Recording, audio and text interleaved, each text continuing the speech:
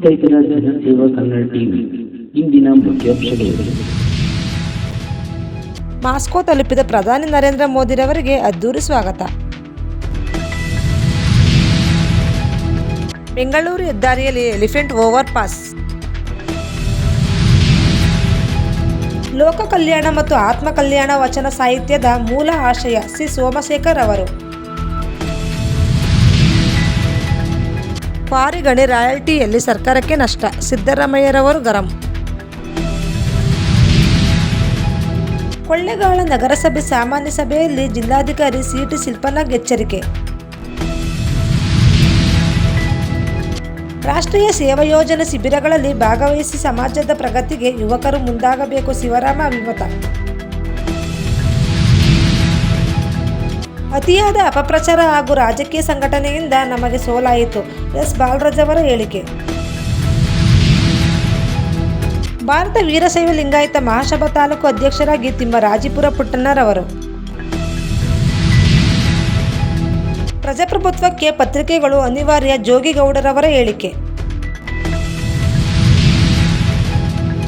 Darshan gang ಕೊಲೆ ಪ್ರಕರಣ 10 ಆರೋಪಿಗಳ ಬೆರಳಚ್ಚು ಹೊಂದಾಣಿಕೆ.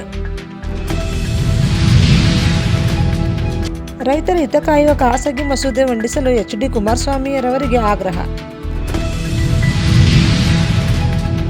ಅಸ್ಸಾಂ ನಿರಾಶ್ರಿತ ಮಣಿಪುರ ನಿವಾಸಿಗಳಿಗೆ ರಾಹುಲ್ ಗಾಂಧಿಯವರು ಸಾಂತ್ವನ. ರಾಜ್ಯದಲ್ಲಿ ಮುಂದಿನ 5 ದಿನಗಳ ಕಾಲ ಭಾರೀ ಮಳೆ, ಕರಾವಳಿಯಲ್ಲಿ ವರುಣಾರ್ಭಟ. ಮಂಡಿ ಶಾಲಾ ವಿದ್ಯಾರ್ಥಿಗಳಿಂದ ಡೆಂಗಿ ಕುರಿತು ಜಾಗೃತಿ. ಮಂಡ್ಯ ಡಾಕ್ಟರ್ ಜಿ ಮಾದೇಗೌಡರವರು ಸಮಾಜ ಸೇವಾ ಸಾವಯವ ಕೃಷಿಕ ಪ್ರಶಸ್ತಿ ಪ್ರದಾನ. ರಾಜ್ಯದಲ್ಲಿ ಶೇಕಡ 80 BPL ಕಾರ್ಡುಗಳು ನಕಲಿ ಕಾರ್ಡು ರದ್ದತಿಗೆ ಸಿಎಂ ಸಿದ್ದರಾಮಯ್ಯರವರು ಸೂಚನೆ.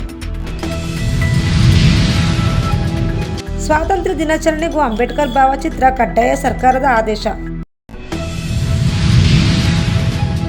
ಮಳವಳ್ಳಿ ಜೂನ್ 14ರಂದು ಅಂಬೇಡ್ಕರ್ ಪ್ರತಿಮೆ ಅನಾವರಣ. ಪತ್ರಕರ್ತರ ದಿನಾಚರಣೆ ಅಂಗವಾಗಿ ಪೂರ್ವಭಾವಿ ಸಭೆ. ದೇಶದ ಸುಸ್ಥಿರ ಅಭಿವೃದ್ಧಿಗೆ ಶಿಕ್ಷಣ ನೀತಿ ಮಾರ್ಗಸೂಚಿ, ಡಾಕ್ಟರ್ ಪುಟ್ಟರಾಜರವರ ಹೇಳಿಕೆ. ರಾಜ್ಯದಲ್ಲಿ ಡೆಂಗ್ಯೂ ಪ್ರಕರಣಗಳು ಹೆಚ್ಚಾಗುತ್ತಿದ್ದು ಜನರಲ್ಲಿ ಆತಂಕ ಸೃಷ್ಟಿ ಮಾಡುತ್ತಿದೆ.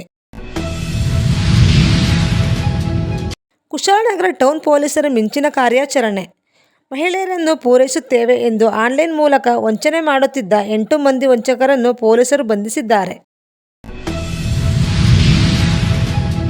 ಸಬ್ಸ್ಕ್ರೈಬ್ ಬಟನ್ ಮೇಲೆ ಕ್ಲಿಕ್ ಮಾಡಿ ಹಾಗೂ ನಮ್ಮ ಹೊಸ ವಿಡಿಯೋ ನೋಟಿಫಿಕೇಷನ್ಗೋಸ್ಕರ ಪಕ್ಕದಲ್ಲಿ ಕಾಣುವ ಬೆಲ್ ಬಟನ್ ಮೇಲೆ ಕ್ಲಿಕ್ ಮಾಡಿ ಹಾಗೂ ಲೈಕ್ ಮಾಡಿ, ಶೇರ್ ಮಾಡಿ, ಕಮೆಂಟ್ ಮಾಡಿ.